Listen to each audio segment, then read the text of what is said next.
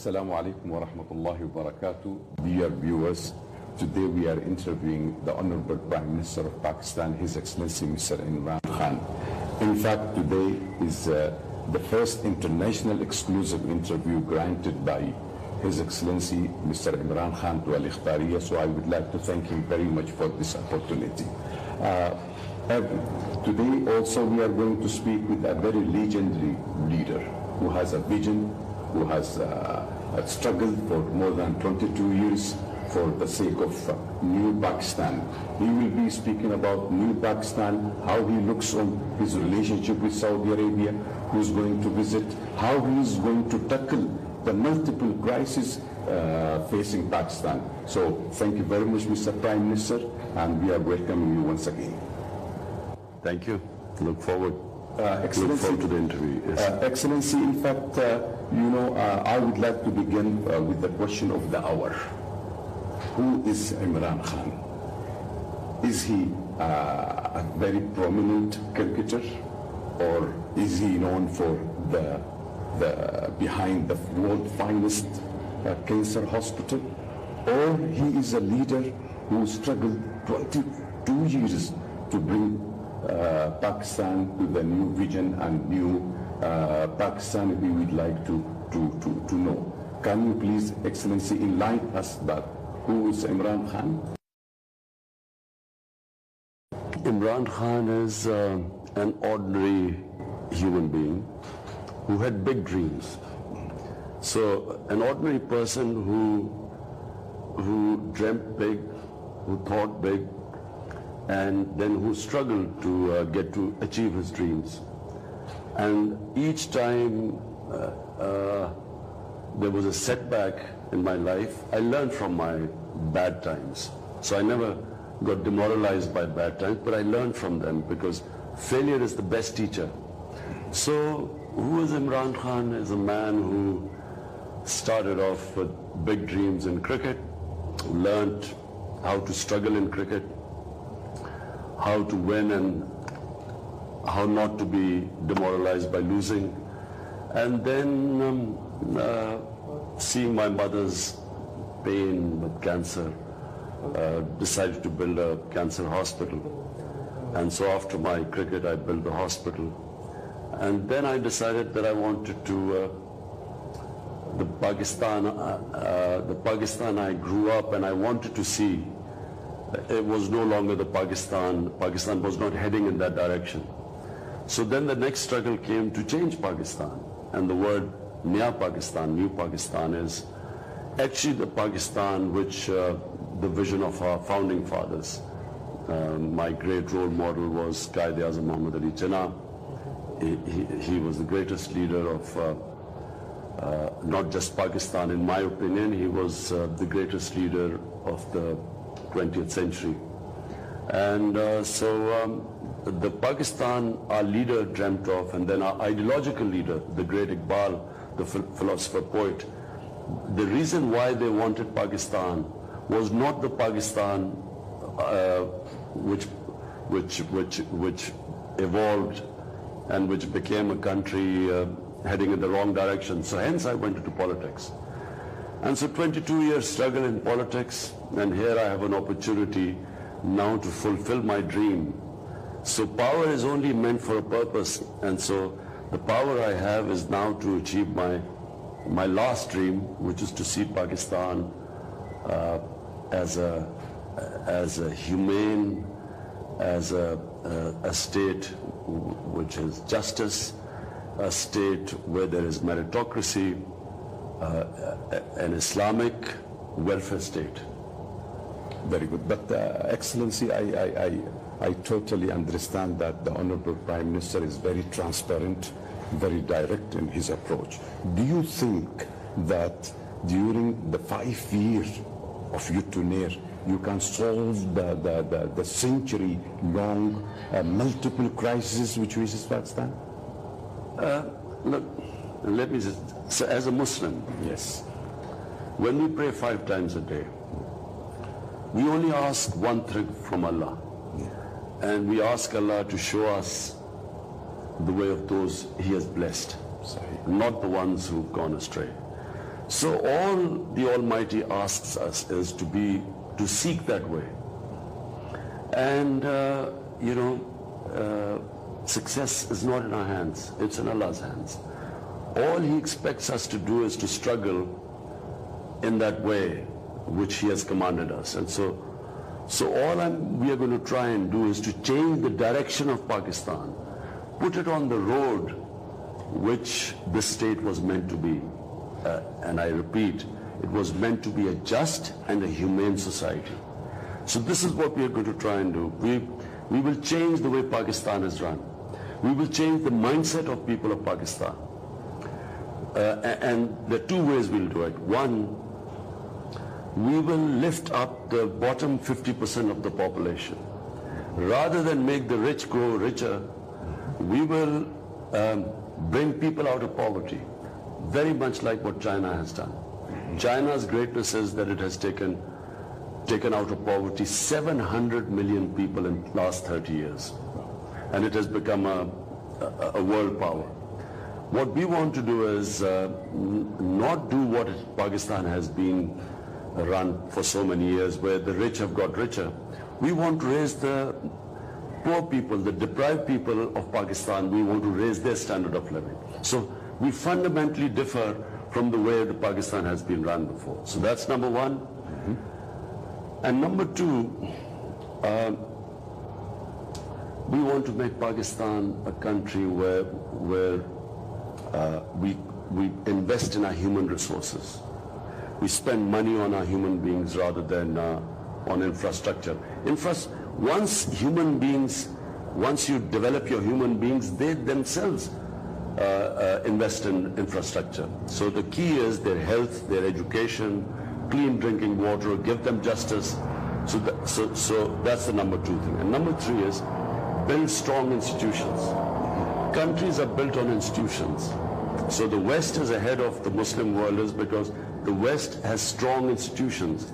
The state institutions are strong, and the individuals are not above the institutions. And unfortunately in our country we have weak institutions, and weak institutions means that the individuals are strong. So for instance, in a country like Switzerland, in the Scandinavian countries, you don't even know who their prime minister is, because the institutions are so strong. People come and go, but the country stays on top.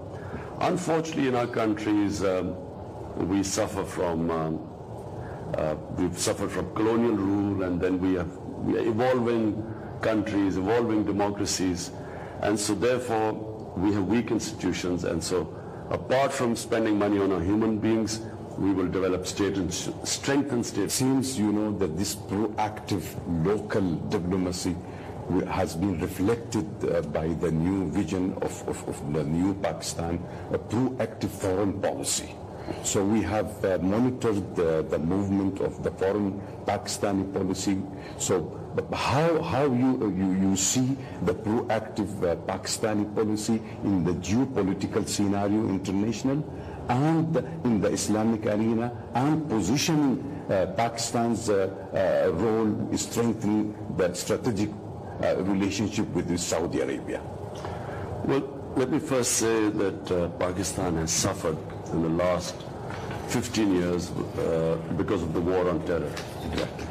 Pakistan opted to join the war on terror, which had nothing to do with Pakistan.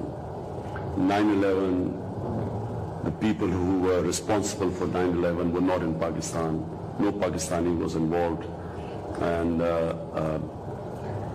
Al-Qaeda was in Afghanistan, and for no reason Pakistan got involved in this war, and we suffered.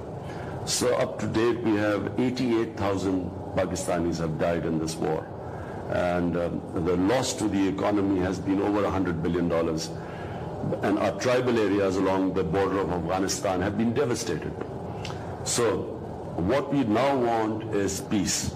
We want stability in Pakistan. To get stability, we need peace with all our neighbors. We already have very good relationship with China. We need good relationship with Afghanistan and India. We have made overtures to both. We want to develop a new relationship with both Afghanistan and India, a relationship based on mutual trust. Unfortunately, this is what has been missing. Pakistan has one point of view, India and Afghanistan have another point of view. And what is lacking is that there is lack of trust, a trust deficit. So we want to build our relationship based on mutual trust. And Iran is a neighbor. Of course, we want a good relationship with all our neighbors. Saudi Arabia is one country which has, people in Pakistan have a special love for Saudi Arabia. Of course, the main reason is because of Makkah and Medina. You know, every Muslim has a special bond with Saudi Arabia. But the governments of Saudi Arabia have always been very generous to Pakistan in times of our need. When we have had crisis in our country, Saudi Arabia has always been of great help to us. So there's this special bond with Saudi Arabia. And of course, Pakistanis all want Saudi Arabia to be secure, prosperous, for their well-being. We all pray for Saudi Arabia. So my question, Excellency, is why you have chosen Saudi Arabia to be your first destination in the foreign trips? I did not want to go out of Pakistan for first 3 months. Yes, I see. And the reason is because, we're faced with diverse, multi-crises. And so, first of all, I wanted to put my house in order before traveling out of the country. I actually do not believe in traveling out of the country so much, because I think the most important thing for the head of a country is to look after various problems his people face. But Saudi Arabia, I'm going first of all, very kindly invited by His Majesty. Of course, the chance, whenever a Muslim has a chance to go to Makkah and Medina, that's why I made an exception.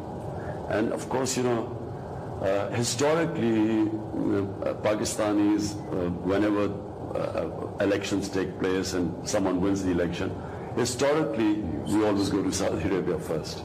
So, Excellency, how do you see, the future relationship between Saudi Arabia and Pakistan? How Pakistan could position itself in the Middle East and the Islamic arena? How could Saudi Arabia and Pakistan work together, maintaining peace in the region, projecting moderation, and in combating terrorism, and to bring about peace internationally? Stand by Saudi Arabia whenever they face difficult times. Secondly, ideally what we would like to do is to ensure peace in the Middle East, because it is very distressing for Muslims to see this conflict between Muslim nations. If you look at the Muslim world right now, and you look Libya, and then you see Somalia, and then you see Syria, what's going on there, and then Afghanistan, Pakistan too, but Pakistan, fortunately, we have controlled our terrorism here. So, we would like peace in the Middle East, and therefore we would like to play the role of conciliator, getting, the Muslim world together. This would be our main effort.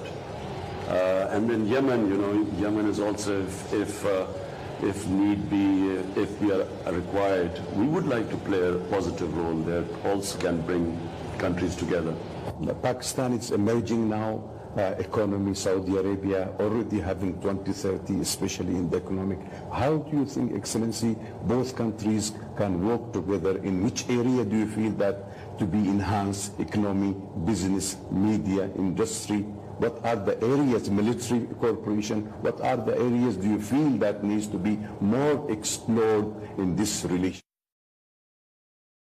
You see, Pakistan has tremendous opportunities of investment. And Pakistan has more potential than probably any other country in this region. The reason is Pakistan has a second youngest population. It's a country of population of 200 million people. It's a country that is very diverse. One of the things no one really knows about Pakistan is that it has 12 climates, 12 climate zones, because Pakistan has the highest from the highest to the sea, it has the steepest gradient, so which means different climate on every step. We have from alpine climate, to temperate mountain climates to actually tropical climate. 12 climates? Yes, 12 different climate zones. Every climate, every month, we can say? No, it means that on a different height there is a different climate. Okay. And so from north to south it changes. So Pakistan has of producing anything. We can produce any fruit, we can produce any vegetables because of this diversity we have. Then it varies from east to west. It has very fertile land, and we have huge mineral wealth which is mostly lying untapped, coal reserves, copper, undiscovered gold reserves, but various other jewels, minerals. Problem Pakistan has had so far, the reason why we cannot exploit our potential is because of poor governance. The reason why countries are poor is not because of lack of resources, because of poor governance. So we really need to work on our governance system. And once and this is our biggest, when I say improving institutions, strong institutions means strong governance. And when you have good governance, you then attract investment. So the reason I did not want to leave Pakistan for 3 months, and I will stay most of the time in Pakistan, I will not travel, because we need to fix our governance system. Once the governance system starts working, Pakistan would probably be one of the best countries for investment. Simply because it's a 200 million population, one of the youngest population, which means it has the engine for growth, provided, as I say, we fix our governance system. So Saudi Arabia will inshallah offer great opportunities for investment in Pakistan. Do you see, Excellency, do you see any scope of Saudi Arabia, investing in China-Pakistan economic corridor, CPEC?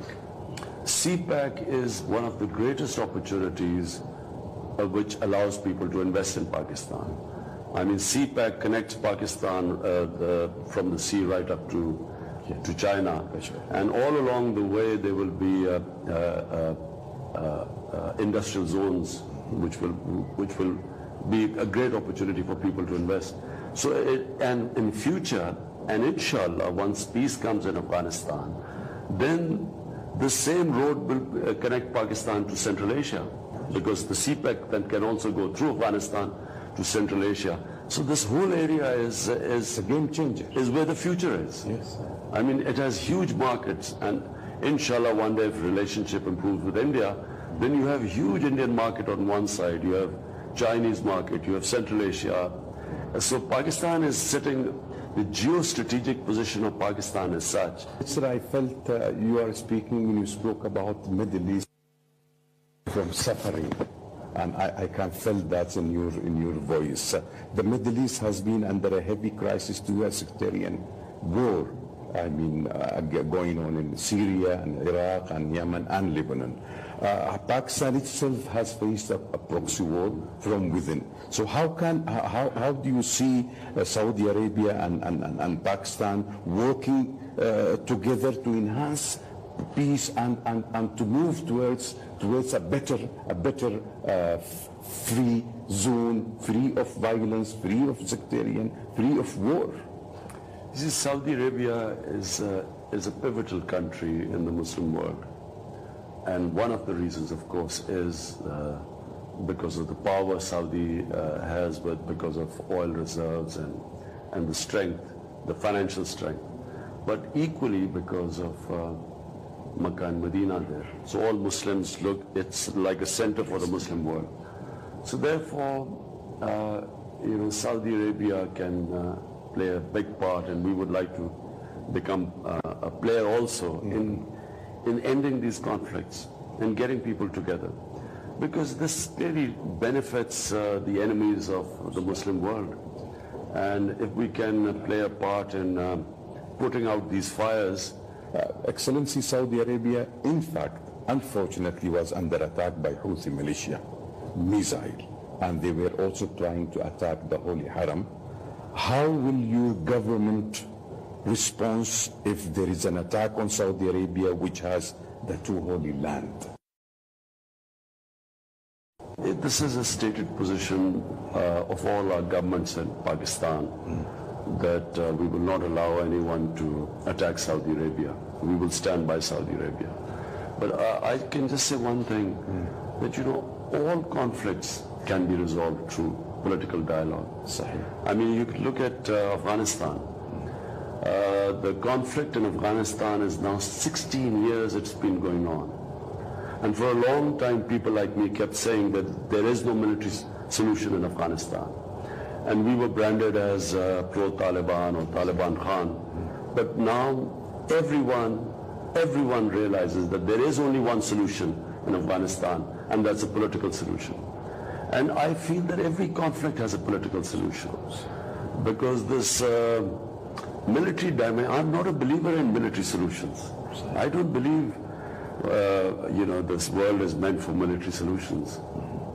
Excellency, Pakistan is a founder member of the Islamic Military Counter-Terrorism, which is based in Riyadh.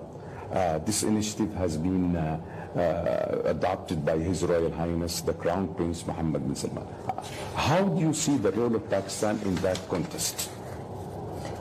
Well, it's Pakistan probably is, no country in the world can give such expert advice on countering terrorism as Pakistan. What Pakistan faced, the sort of terrorism Pakistan faced, I'm not sure many countries would get out of that situation. I mean, there were times when we were having on a daily basis, we were having massive suicide attacks all over the country.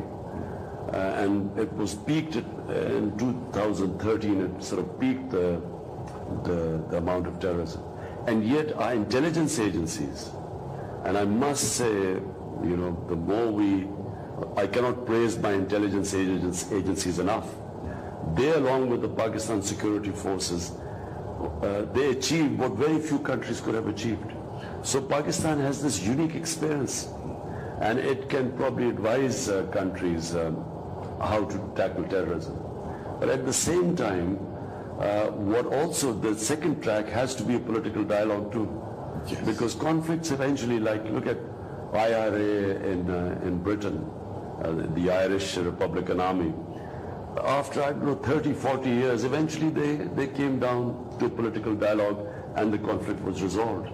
So I always feel that apart from counter-terrorism, conflicts are resolved through political dialogue. That's it. Excellency, I mean, how do you see the reforms undertaken by His Royal Highness, the Crown Prince Mohammed bin Salman, under the Vision 2030? You have praised, in fact, the anti-corruption drive launched by His Royal Highness. How do you see this vision, and do you feel that there is similarity in New Pakistan vision and Vision 2030, honestly? Well, obviously we praised the anti-corruption drive in Saudi Arabia. Corruption is the main reason why countries remain poor. I keep repeating that countries do not remain poor because of lack of resources. They become poor because of corruption. What corruption does is not just that the money that is supposed to be spent on the people of a country is taken out of the system and sent offshore accounts. That's one reason. But a bigger reason is that in taking the money out, in indulging in corruption, you can only make money from a system by destroying state institutions. So a lot more damage is done by corruption when, to be corrupt, that destroys state institutions. And when state institutions are destroyed, the country is gone. It becomes a third world country. So this anti-corruption drive in Saudi Arabia, obviously we feel that that's exactly something we should be doing. Problem is we are, His Highness was able to do this. In Saudi Arabia, I'm a bit constrained. I would love to do the same thing what he did in Saudi Arabia, but we can't do it here. But we are conducting a big anti-corruption drive.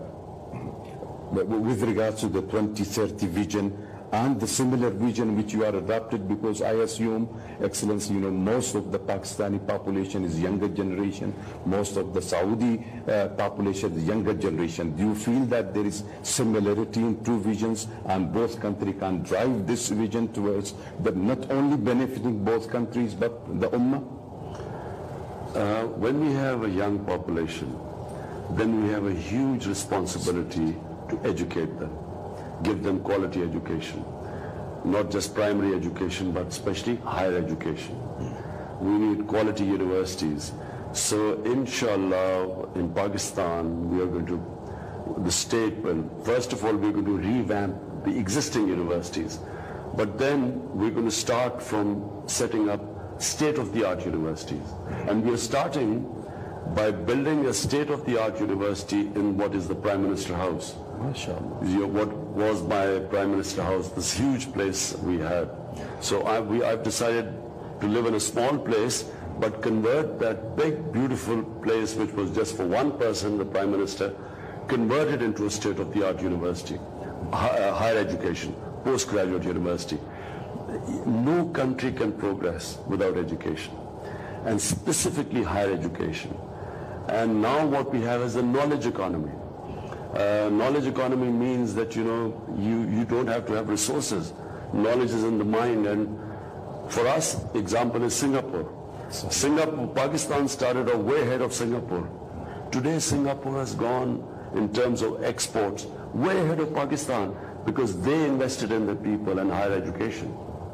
Excellency, you spoke about the education, and as you very well know, education and culture is the most basic factor in developing the country. Your project, Namal University, is highly commendable and highly appreciable. We are having also a very prestigious universities. I'm going to speak to His Highness and we'll work out what areas which we could mutually benefit each other. And education is certainly one of the biggest areas. We set up Namal University in a rural area in what was my constituency, Miawali. And what we discovered was that if you give quality education to the people who are poor, who are deprived of quality education, if you give them quality education, their hunger and drive is so much that they actually overtake people, from, say, like my background, who went to quality schools and got good education. They have much greater drive than people like us. So Namal University was affiliated to Bradford University in England. And so people in this rural area, 90% getting free education, 90% more on scholarship. Their results were much better than the results in Bradford University. What we have realized is that we should really take education down to those people, to the deprived people in this country, to the poor people. How you will expand this education diplomacy which you had started with Namal? I mean, do you want to have it in the level of Pakistan? Do you want other countries to share this experience? Because this is, I believe, very unique, Excellency, that, this university associated with a very precious... Yes, obviously. The most important thing is that to cooperate with each other. So we would love to cooperate in this field of higher education. And what we have learned, and obviously what the experience of Saudi Arabia has been, because I believe, I'm not sure as yet what the state of the education is in Saudi Arabia, but I believe that a lot of education money is being spent on higher education in Saudi Arabia. Excellency, I mean, during the visit we are expecting several MOUs to be signed. I mean, what's your vision, how we can mechanize and move forward to execute this MOUs? Because, we had signed several MOUs in the past, but we need a mechanism to implement that. MOUs, because we had signed several MOUs in the past, but we need a mechanism to implement that. Can I just say one thing? That look, problem has been since colonialism, since countries came out, and most of the Muslim world was under colonial rule in the first half of the 20th century. So when countries came out of colonialism, we had a phenomenon where we were trying to evolve, we're finding our new forms of government. Every Muslim country was going through different stages of evolution. But what started happening is that we had this new colonialism, which is where we were told how to behave. We were in the name of human rights and other issues, worrying about the state of women in the Muslim world. Somehow the Western countries tried to dictate to Muslim countries how they should conduct themselves, what culture should they have, what was right, what was wrong. And this was new colonialism. In fact, it was cultural imperialism. Exactly. And countries don't evolve when another culture is superimposed on another nation. Countries grow when their own culture, looking around the world, taking influences from other countries, but organically it grows from the roots are embedded in their own society. So that's how countries evolve throughout history. But when you superimpose another culture, it causes culture chaos in a country. And it actually causes problems within societies. So Muslim, fundamentalism, what is called fundamentalism, is basically reactionaryism. It's Muslim societies reacting to other cultures which are superimposed on them. And they react to it, to what is called pseudo-Westernization. West evolved through its own history, its own culture. And to expect Muslim countries to adapt Western ways of life without it connecting with the Muslim culture and Muslim history, it causes chaos, it causes stress, and it causes reaction. So I am a strong believer that the societies must evolve within their own culture and their history and their religion.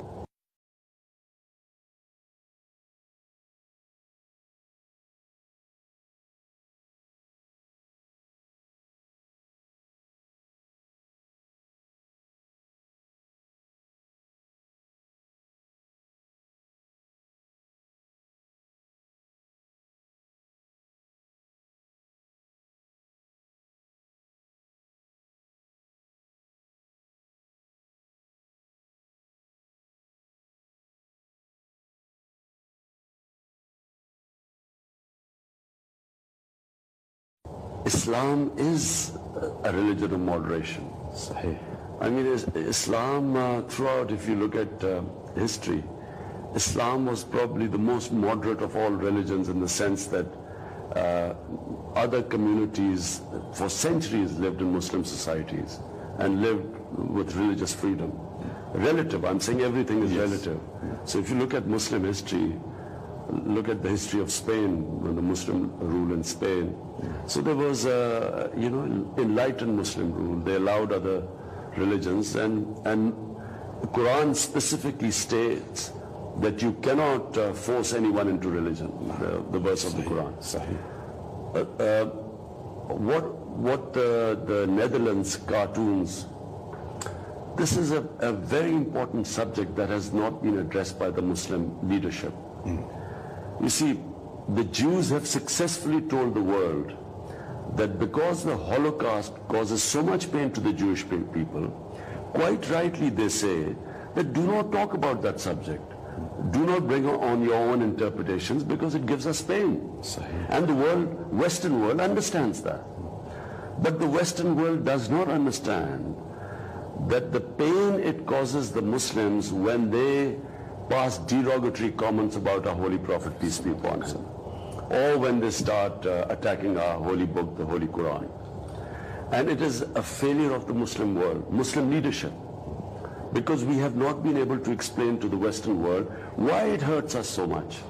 Because the way the Western people look upon religion is completely different to the way we look upon religion. Excellency, what is your message to the more than 2 million Pakistani expatriates in Saudi Arabia I understand that the Prime Minister of Pakistan is giving very importance to Pakistanis living abroad. What is your message to them, and what message you are bringing from the 200 million Pakistani population who give you a vote to the Saudi nation? Well, firstly, the people, Pakistanis who work abroad,